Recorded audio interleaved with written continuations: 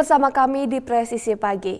Buntut demo pro-Palestina, kampus Columbia University di New York batalkan penyelenggaraan wisuda utama 15 Mei ini. Hal ini ditanggapi kecewa oleh para mahasiswa Indonesia yang telah terbangkan keluarganya untuk hadiri wisuda mereka. Selengkapnya liputan jurnalis VOA Randy Wicaksana dari New York.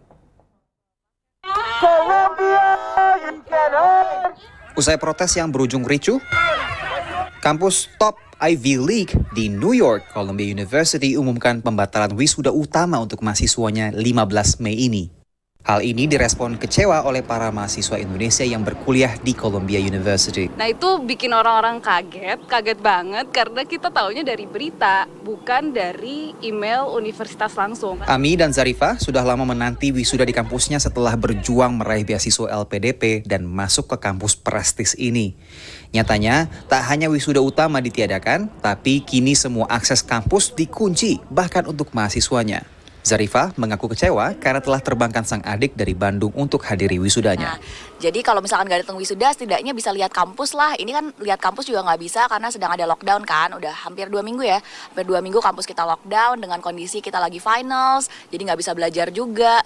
Lebih sedihnya sebenarnya nggak bisa ngeliatin sekolah kita ke keluarga sih. Wisuda utama kampus Columbia adalah tradisi ikonik yang dihadiri hingga 65.000 mahasiswanya dari 19 fakultas yang berbeda dan telah berlangsung sejak tahun 1926. Wisuda tingkat universitas ditiadakan, tapi wisuda tingkat fakultas tetap dilangsungkan meski harus dilakukan jauh dari lokasi kampus utama. Momen wisuda ini dimanfaatkan wisudawan asal Indonesia untuk reuni dengan keluarganya, termasuk Bayu Ramadan yang berpisah dari anaknya selama berkuliah hampir 2 tahun di New York. Istri 2 anak, ada ibu mertua dan adik ipar juga. Anak-anak tadi mau ini untuk datang wisuda. Tujuan utama itu kan, supaya ngeliat papanya selama ini ngilang 2 tahun ngapain aja. Meski kecewa, namun para mahasiswa Indonesia ini mengaku tak menyesal berkuliah di masa-masa ini. Nggak nyesel karena banyak pengalaman yang didapat, bukan cuma hal-hal yang kita pelajarin di kelas, menjadi bagian dari sejarah. Ini kan mungkin nggak keulang lagi tahun depan. Kita bisa ke sekolah terbaik manapun di dunia ini. Kita bisa nyari pendidikan sehebat apapun, tapi semua itu nggak akan ada gunanya kalau itu buat diri kita sendiri doang. Disitulah nanti ilmu dan pengalaman kita akan berguna. Itu sih yang pengen gue tanamin ke anak-anak. Pembatalan wisuda Columbia University ini adalah buntut dari aksi protes mahasiswa pro-Palestina yang menuntut kampus untuk divestasi dari Israel. Kampus menolak permintaan tersebut pada akhir April lalu.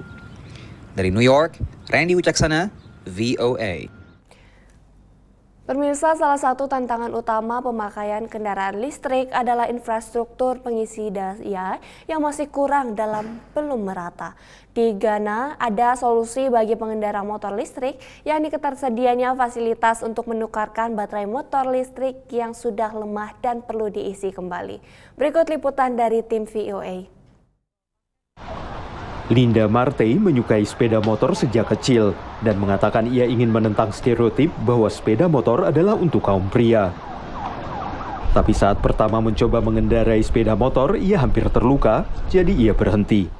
You can easily get your leg somewhere bent because of the exhaust pipe. When you are getting down and you get off at that side of the exhaust pipe, you get yourself bent. Tahun 2019, Linda diperkenalkan dengan sepeda motor listrik dan ini menghidupkan kembali minat masa kecilnya. Sejak itu ia bekerja sebagai kurir yang memakai sepeda motor listrik di ibu kota Ghana, Accra. Menurut Linda, sepeda motor listrik lebih mudah dioperasikan dibanding sepeda motor bensin. Tapi tantangannya adalah memastikan motor tetap terisi daya.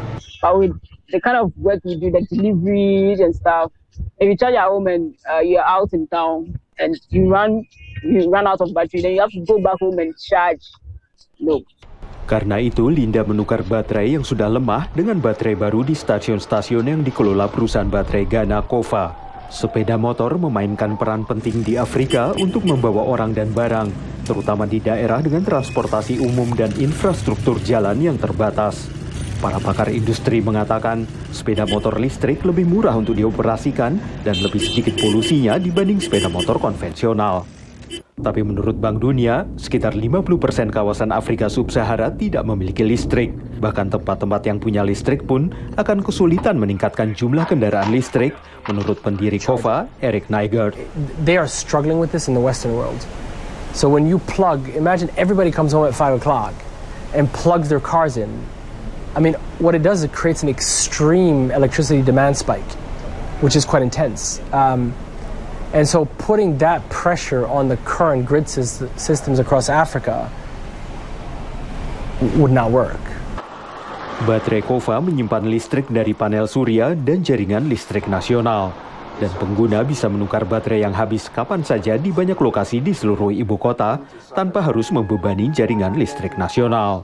KOFA telah beroperasi selama 2 tahun dan kini menukar sekitar 200 baterai setiap hari di Accra. Menurut KOFA, baterai mereka juga bisa digunakan untuk peralatan rumah tangga, bahkan untuk generator saat listrik mati. Perusahaan ini mengatakan baterai mereka berpotensi memasok listrik kembali ke jaringan listrik nasional untuk mendukung perusahaan listrik Ghana, ECG. And so let's say you're in an area of Accra that they're going to do like ECG is going to shut it off. Potentially we could support the local distribution network and say we will provide energy from our station to you. KOFA mengatakan mereka berharap teknologi yang mereka terapkan akan membuat energi dapat selalu diakses oleh warga. Dan hal ini akan mendorong adopsi kendaraan listrik di Afrika bisa berlangsung lebih cepat. Dari Arlington, Virginia, saya Helmi Yohanes dan tim VOA. Tetap bersama kami, Presisi Pagi akan segera kembali.